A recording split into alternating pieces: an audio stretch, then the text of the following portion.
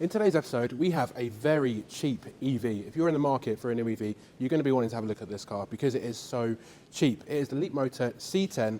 Welcome back to the channel, guys. What are you excited to see today, Ollie? Well, today I'm excited to tell you what it's like living with the Leapmotor C10. I've had it a while, I've tested out everything on the car. I'm going to tell you the good bits, the bad bits, the best way to get one. And there's a ton of features that no one ever tells you about with these C10s. I'm going to share with you in this episode. If that sounds good, keep watching. Just to let you guys know, we release an episode every single Friday. Next week, we check out the MG S5. So make sure you hit that subscribe button so you don't miss the episode. Here is everything you get as standard in the Leapmotor C10. 20-inch rims, panoramic sunroof, and built-in heat pump. Heated and ventilated seats, heated steering wheel, 360 camera, power tailgate, Built-in dash cam. decent sound system with 12 speakers, no Apple CarPlay or Android Auto. It's got V2L capabilities so you can charge up your kettle if you want. Who charges the kettle? Let's talk about boot space with the C10. You've got 435 litres, big enough I think for most families, but when you lift up the boot floor, which is in two parts, you've got 6 extra cubby holes. A big one here for your cables, you've got tyre sealant, repellent, thingamajigger there, and 2 other bits there and a cubby on the side. So good bit of space, but let me know what you think in the comments. You've opened it up. Let's have a look at this frunk. Does it have a frunk? A lot of electric cars do. This is pretty big. Oh my goodness. What's that? Where is it? Where's the frunk? I was expecting to actually have one. I would say, come on, let's be honest. That's enough space for a frunk, isn't it? There's a lot of room in there. Where is it, Leapmotor? Now, Leapmotor began as one of China's rising pure EV companies, known for its tech-first approach. From battery pack to software architecture, by 2023, Stellantis invested roughly 1.5 billion euros to acquire around 21% of Leapmotor. And in 2024, the two formed a joint venture, which gives Stellantis global export and sales rights, clearing the way for the C10 to hit European roads under Leapmotor International. Since the C10's European debut in September 2024, the Leapmotor C10 has helped Leapmotor International build a network now exceeding 600 sales and service outlets across Europe. As of mid-2025, more than 550 of those are in Europe. And from January to September 2025, Leapmotor have sold over 13,400 units across 11 European countries. That makes the C10 one of the fastest growing mid-size EV SUVs on the continent. The first thing you need to do in any C10 when you get in is get your finger, swipe down from the top of the infotainment and turn off the distraction monitor, because that thing will go on and it gets really boring. And then your intelligent speed assist, that's still a little bit wrong, and it says it's 80 mile an hour in a 30, so that can be wrong too. Once you've done that, brilliant, it won't bing and bong at you, and it will just make you driving the car just so much more relaxing. Let's talk about some stats with the C10 then. So we've got a 69.9 kilowatt hour battery. Leapmotor say that's good for 263 miles of range. You'll have to let me know if you think that's enough. Later we'll talk about real range and what I've been getting with the car. We do a 0 to 62 in 7.5 seconds. I think that's quick enough, but we'll do a launch a little bit later on and see how we get on with that.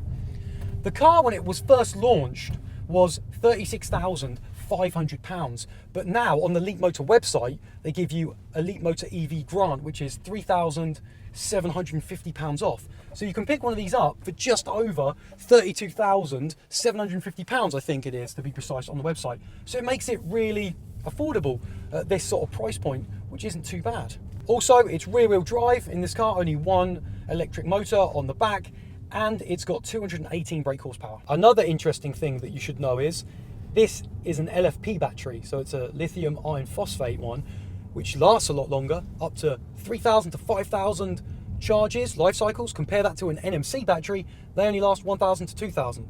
So great if you're going to keep it for a little bit longer, if you are someone that's thinking of buying, and you can charge up an LFP battery to 100% and it doesn't degrade the battery as much as other batteries. Very good. They're known to be a little bit safer as well. They are not as energy dense as an NMC battery, but LFP batteries are decent, and you know they're going to last you a long time. Just something to keep in mind. Can you have fun in the C10? I'm in sport mode, foot to the floor. That's so smooth. The transition of power is so smooth. As soon as you lift off, you feel some of that regen. But for a biggish car, it's pretty composed. Rear wheel drive, it's got plenty of grip at the moment on this dry day. Right, we've got a tight corner coming up. Let's see how this C10 deals with it. So smooth. And the brakes, oh my goodness, the brakes take a bit of getting used to. Can be quite snatchy and grabby. Yeah, okay. Bit different, I would say, less drama. Like, you can have a bit of fun with it, chucking it around here and there. You start to feel a bit of weight when you get into a bit of a tighter corner. But it has got some go. It's really progressive in all of its modes. It really is progressive.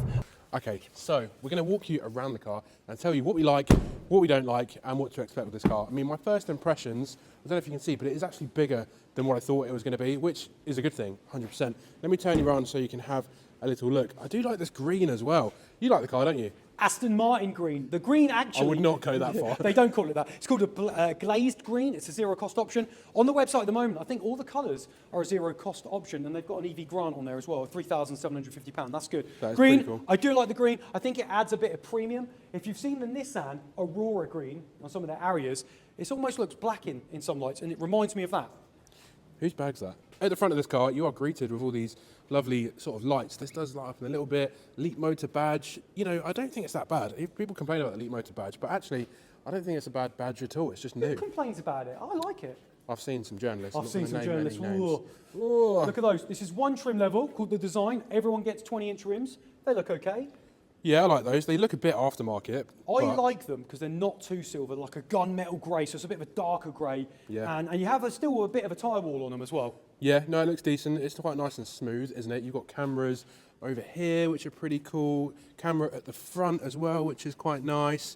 So, yeah, I think from the front, it looks pretty decent. You have to let us know what you think in the comments. But I wanted to show you this. So you get this key card, all right? And you come up here and you've got an NFC, so you can use the card to lock or unlock. The only annoying thing is, there's only one on this side. So say you come out your house and you just want to put something in the side of your passenger. There isn't an NFC this side. You do have the app.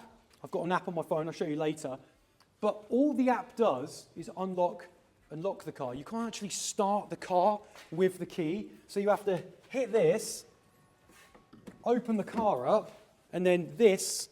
I tried to start the car with just the app the other day, and it wouldn't work. I had to physically put this key in the wireless phone charger before the car would move, which is really frustrating and weird. I feel like that could be fixed with quite a simple software update. So maybe it will come in the version 2. But let's just talk about the size of the thing then, because I think it's quite a similar size to like a Skoda Enyaq. Yeah. Do you agree? Yeah. Do you know what? We thought it was going to be a little bit smaller, because in pictures it looks a bit smaller, but in the flesh, it's quite a meaty car. It's cool.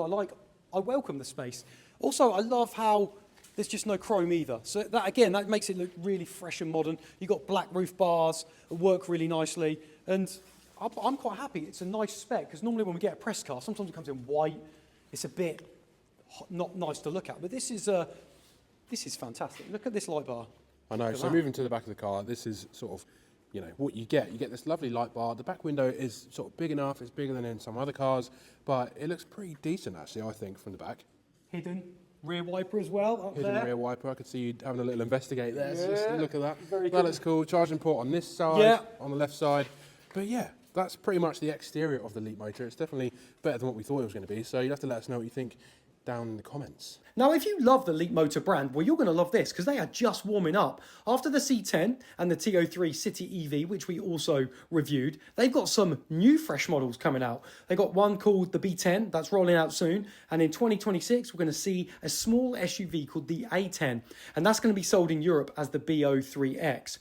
Plus, they're going to have additional hatchbacks and sedans joining the lineup. On top of that, the upcoming flagship full-size SUV, the D19, which we are very excited about. That promises range-topping performance and top-end tech, putting Leapmotor in direct fight with established SUV rivals. In short, you can expect more models, more variety, more EVs, so expect to see Leapmotor flooding the streets of Europe in 2026. One thing I've really liked is the ride quality on this C10. Suspension is compliant, comfortable, relaxed, takes the lumps and the bumps really well, and the potholes, some of the scars and pitted surface areas you get here in the UK. Motorway's an absolute doddle. A-Road's brilliant. Really, really impressed for a car that's £32,000.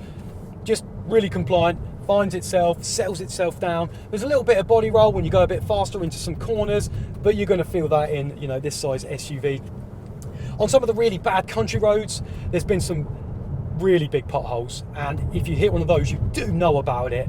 But I think a lot of cars are going to struggle with that. Unfortunately, here in the UK, some of the roads are just disgusting.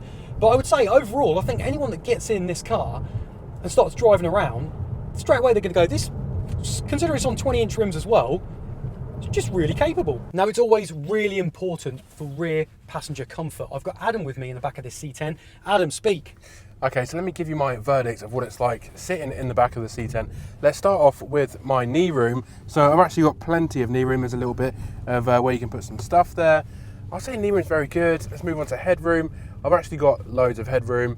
I'm not the tallest of guys out there, but I don't think you can have any issue, no matter how tall you are, in the back of here. Spatial wise, you've actually got quite a lot of space. This nice sunroof and the big windows let in quite a lot of light, and you can actually see around the front seats really easily. So if you get car sick or whatever, you're going to be absolutely fine in the back of here because you can see straight out. You've also got two USBs, USB-C and a USB Type A in the back. Nice ambient lighting in the back as well, which looks really good. The seats themselves, they're quite squishy, and they are this funny purple, as Ollie said earlier, but they're quite squishy, quite comfortable. There's not really any complaints there. You've got a nice flat floor as well, and in the middle, you've got nothing. There's nothing in the middle on this armrest. Your two cup holders are miles over there. So yeah, what's that all about? But yeah, that's my verdict of the back. Pause on the video just to share with you some of our latest links. We've got some exclusive members content for you. So we're going to bring brand new lease deals and some car news for you, and some exclusive shorts as well. We've also got a brand new Patreon. So if you want your name featured in our videos, please sign up and follow the link in the description, as well as some brand new merch. We've got some cool designs I want you to check out and let us know what you think. Okay, we're going to talk about Regen because we don't have any Regen paddles to customize, but we do have a number of different Regen modes. And the way to access them is they're kind of linked to the drive mode. So you've got eco mode, the Regen is on really low, or high even, sorry, and that will really kind of get as much as it can back. Then you've got comfort, which is a little bit lower, sport, and then custom. So you can actually see on this comparison graph, which we've got a bit of B-roll and we'll show you. So if you're in eco mode, expect to have strong Regen, and that's what you're going to try and maximize, obviously, to the amount of miles you're going to get on the car. And then you can see the others, what they get. Now, it's a little bit annoying, you can't just choose it, it's linked to that mode. However, you can get around that by just going into custom, and then when you click custom again on that drive mode, this is what's quite interesting, and you do have a bit of good customization. So your acceleration, there are three modes: smooth, stable, and robust. Robust is the one that's going to be the most alert on the accelerator, but overall this car is pretty smooth and progressive on the accelerator. But smooth is really what you would have in a village or a town. You just floor it, not really much happens, it's just very gradual. Stable is in between, that's the acceleration, and robust is what I've got it on at the moment, just everything go fast. Also, it's got one pedal driving, which is fantastic, but I have to pull over, stop, put it into park for my one pedal mode to be able to turn on. How ridiculous is that? So now I'll turn it on. So now what happens is every time it's going to drive. Now, when I lift off, my car will completely stop and come to a halt. Really good, fantastic, works really well. The only annoying thing is I have to stop, put the car in park every single time I want to turn it off or engage a different drive mode. To me, that's not good enough. With technology nowadays, you've got to be able to work on the fly. You know, work in your infotainment, your computer, turn things off, turn them on while you're on the move. We don't have time to just kind of go, oh, hang on a minute, I better just stop, pull over, put it into park. I want to have some fun. I want to go and put it into eco mode, sport mode. So now I've turned off one pedal mode. I can drive again. I can put it in creep mode, which I've done there, which I've just showed you. And all that will do, creep mode, is when I lift off, again, depending on what regen mode you're in, that will just creep slowly forward, hence the name creep. But it is a little bit annoying that I can't just, on the fly, hit the one pedal mode. That is annoying, you have to put it in P to change it. Let's talk about charging then. No electric flap here, easy to open, easy to shut.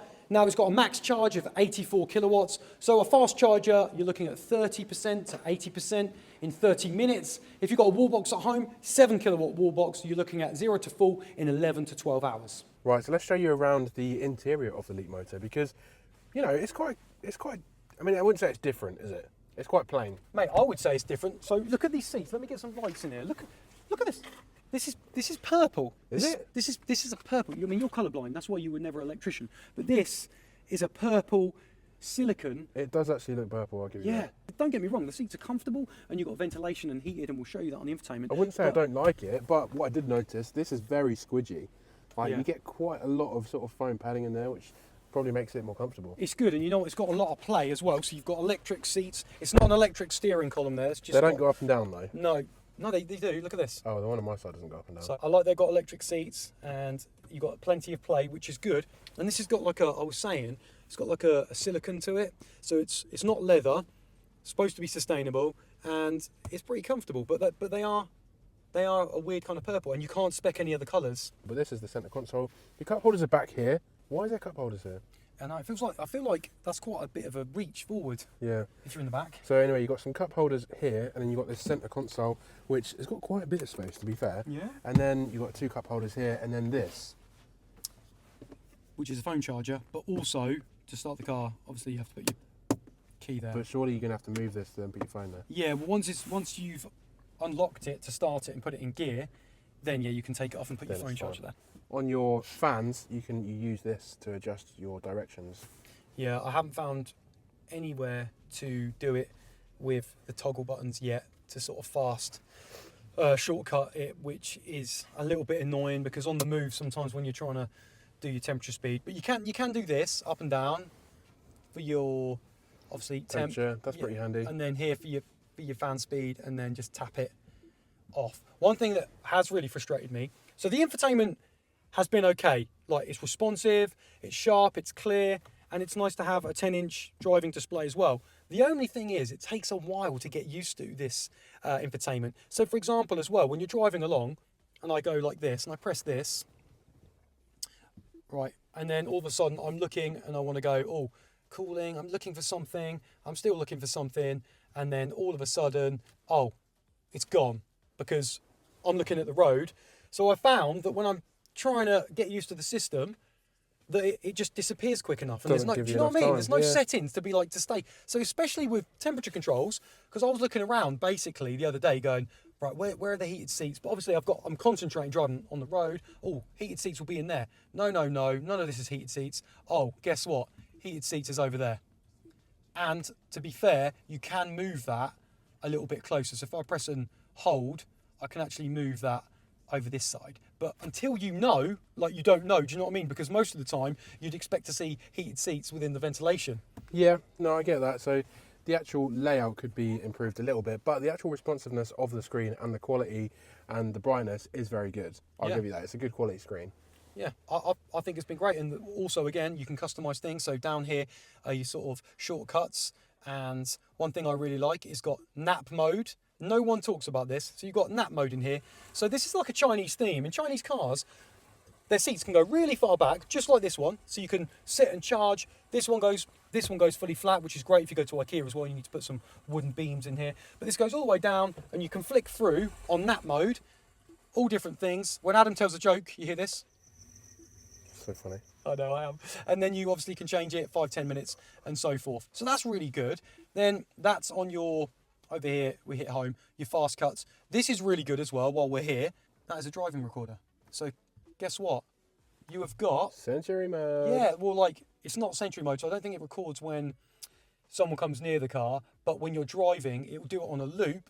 And then if you put your USB, so come down here for me, Adam, underneath the center console. So it's like a dash cam. So it's half... Yeah, it's a dash cam. It's half Century mode, it's just a dash cam. So can you see you got like a USB-C charger, and then like it literally says record with a USB-C A. Yeah. And literally you can do that. So there are some really cool things you can do on here. And then this is what I mean. Like when you first get in the car, you go to settings and you think, oh, that's weird. But the settings does everything for your car.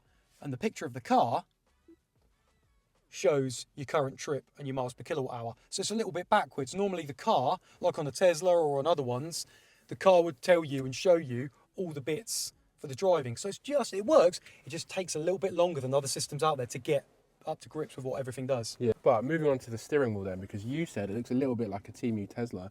Yes, a Temu Tesla. So these scroll wheels, all right, exactly like on a Tesla. You know, you can click them forward and back, use it for your adaptive cruise control. We'll talk about that later. That's interesting. And then you've got a favorite button here, which is great. If I press that twice, it brings up my cameras. How good are the cameras, by the way, quality-wise? Yeah, That's decent. pretty good. Yeah, for a 32k car, not bad. If I press it once and then again, I'm now in sport mode and I've got it set so all the bings and bongs are completely off. So I welcome that favourite button because you can literally tap it twice. I'm in sport mode, don't have to faff about, and I'm not going to have the driving assists. I mean, how small is that, by the way? What? But look at the writing. Look at the writing on that. Oh yeah, I guess you get glasses on for that because So- you're pretty old. That's what I'm saying. I think you've got a really nice, clear, crisp miles per hour typeface there with your gear selector. Brilliant. And all of a sudden, on this side, they've done the writing for like hobbits or borrowers. They're tiny though. We'll go with a 1-point typeface, yeah. No, you can't see it. Whilst I'm on the subject of the steering wheel, it's got a heated steering wheel, but it heats up here and it heats up here. So when I was driving earlier here and here, my hands were cold. So I had to, and most of us, I would say, drive here. So you have to really, when the heated steering wheel's on in the winter, you have to have your hands up here or down here. Visibility is great. Like I said earlier, when me and Adam were talking about the interior, I like it when I've got a bit of play in the seats. So I don't want to sit too high, so I can actually go quite low. So you can see I'm 5'11", you could get another head on top of me, easy. So if you're over 6 foot or 6 foot, you're going to be fine in this car. Over the bonnet is nice, it flares out as it comes to the end of the arch, front and right. So it's a great reference point to just stick it where I want and plant it on the road. Everything else is good, I can see out the back. I've got those quality cameras that we showed you as well. So visibility for me is really decent and I'm able to just place the car where I want it to. Now, it's quiet. It's really quiet. And when I was flicking through the literature that Leapmotor gave me, the press team, I found a little section and it said that the cabin is under 76 decibels. And they have even tuned the windscreen acoustically, whatever that is, to make it quiet in the cabin. And again, it's got front aero on the front bumpers and that pushes the air around. Again, that's supposed to help with keeping the cabin nice and quiet inside. And do you know what it is? I would agree. I'd say having this for a while and driving around, really good pottering around town, motorways, nice quiet car. So if you're someone out there going, yeah, but how quiet is it? Well, there you go. Leapmotor says under 76 decibels. You get 8 years warranty on your battery and 4 years warranty, 60,000 miles. So that's peace of mind, isn't it? Because obviously Leapmotor is a pretty new brand here in the UK, and a lot of people in the UK have been brought up to not buy into brands that have no history and we don't know much about. Therefore, I would suggest leasing is a great entry into getting one of these. Buying one, let's be honest, you're probably going to lose a lot of money. There's probably some good PCP deals on the Leapmotor website. However, I've seen some ridiculous lease prices down when they're in stock on a leasing comparison website for around £165 per month. That is ridiculous. With all the tech you get, 263 miles, I think that's the best way into one. Also, at the moment, if you do a factory order, they range from around £211 per month with 10k miles, about 3k put down, up to £320 a month. So you'd have to have a little look. Right, tell us about these modes. I'm going to tell you modes that I don't see anyone else talk about. So we've got camp mode. That doesn't mean all of a sudden you get a little bit like, oh, it's not like you don't get like Adam on a Sunday night. Hey, no. Hey. But anyway, that's obviously, we've seen that in cars before where you can use your car as a camp and use the car's electricity. Guard mode is what I want to talk about. So when you lock the car, it's really interesting that they've called it guard mode. So when you lock the car, Where does the guard go? so there's no guard. So you just go yes, and you can select 30 minutes, 35, but it's basically like a pet mode. So when you lock the car and you walk away, it will display the temperature and it will keep the temperature on for however many minutes you set. So 30 minutes, you go yes. I get out, I lock the car, people looking in can see, oh, he's got some pets and so forth. But I guess they couldn't call it dog mode or pet mode because other White, cars. animal mode. There's a few they could have gone with. Yeah, so guard mode is a weird one that they've gone for. Another mode people don't talk about is going to automatic or automate routines. If you go here, you've got a few to pick from. I'm using this one, low power mode. So if you're worried you're not going to get back in time and you want to really scrimp and save on your energy, you can choose a state of charge where it will go into low power mode. A little bit like your phone, like your Apple phone, and you have or your watch even. You put it in low power mode and it's going to last a little bit longer. Brilliant if you are worried that you're not going to make it somewhere. Just know you've got a low power mode, which just squeeze a little bit more out of the battery. That's true. What does the horn sound like? Oh, pretty good. I like that. I like that. Security. Joking. Right, it's got TikTok, but we're not going to talk about it. Just press it quick. Wow. It's got YouTube as well. But you can't watch it whilst you drive. You get ambient lighting as well. Let's talk about the auto adaptive cruise control with lane center connection assist. Well, you might not have seen this before, but you have to give a double tug on the stalk. So one tug down, ACC is now activated, another double tug, and lane center control tells me it's unavailable. I've been able to get it to work once. It's pretty glitchy, but like we've seen on other cars, double tug down, the ACC works really well. Like, you can set on this toggle to get your distance. You've got 3 different settings to get the car in front. Scroll the toggle wheel up and down for your speed. I would like to try and test out a little bit though how it stays in the lane. So lane center control unavailable. Let's try again.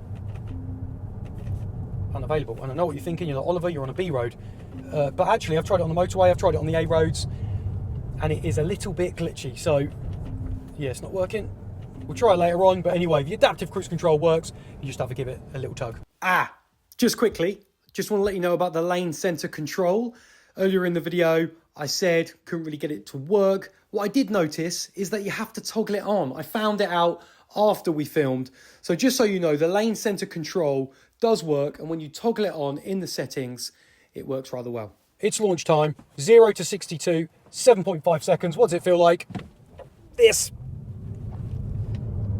My goodness. Okay. Yeah. I mean, I think it's going to be quick for most families, but I'm in sport mode. I don't really feel much of a kick to begin with. I think the whole car has been tuned and set up to be smooth and progressive rather than drama and neck thrusting and, you know, whiplash and all that kind of stuff. It's definitely trying to be luxury, relaxing and free. You know, some of these vehicle characteristics down here that they're telling us that in sport the vehicle characteristics is in bold and custom is free, which no one even knows what on earth what that means. So let's talk about real life range then. So as you can see here, the Trip A, 475.7 miles. It's done 37 and 30 minutes in terms of duration, and it's getting 3.6 miles per kilowatt hour. That's around 251 miles of range.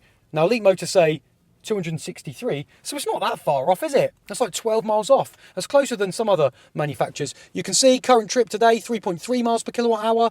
Since last charge, 3.1 miles per kilowatt hour. So you could argue this is a pretty efficient electric vehicle. Let's talk about the bad things then. Things that have annoyed me having the C10 for a while.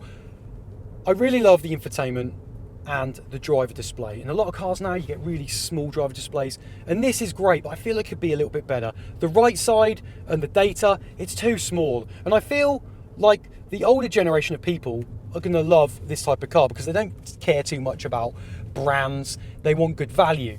And then all of a sudden they get it in here, and then they look at that data and it's really small. You can't see that, and there's no customization to make it bigger. Also, the app thing is really annoying. In today's age of tech, you should be able to have an app on your phone that not only unlocks your car, which it does, but you should be able to start the car if you're not carrying this around. But if you lose this, or you leave it at home, that app will not start the car. You will not be able to drive it, because when you put your foot on the pedal, it says, put the NFC card in the reader. And to me, that's a bit naff, because other apps do start the car. Then because it's getting cold here in England, I've been trying to use the heated steering wheel quite a bit, and you really do have to kind of manage and move your positioning of hands on the wheel to the top part or the bottom part. And obviously when you're driving normally and trying to be safe, you know, the either side, so that it's a bit annoying that the side bits aren't as warm. Okay, so that has been our episode, our verdict, our summary of the Leapmotor C10. And to be fair, I think it has surprised us. The general quality of the car for the price is pretty good. You can't argue with that. What's your verdict? Do you have one? Do you know what? I think if you've got a cracking lease deal on this, and when they are in stock, unbelievable. Looking like we spoke about in the episode, like 150, 165 per month for all this car. So much standard tech. It's a good looking car. What do you guys think about it? Be honest with us. What would you have over the C10? Let us know in the comments down below. As always, if you like the episode, throw us a like, get a sub to Car Chat TV, and we will see you on the next one. If you've made it this far, thank you ever so much for watching. I've just popped up 2 more videos on your screen that you also may like. If you do watch one, let me know what you think.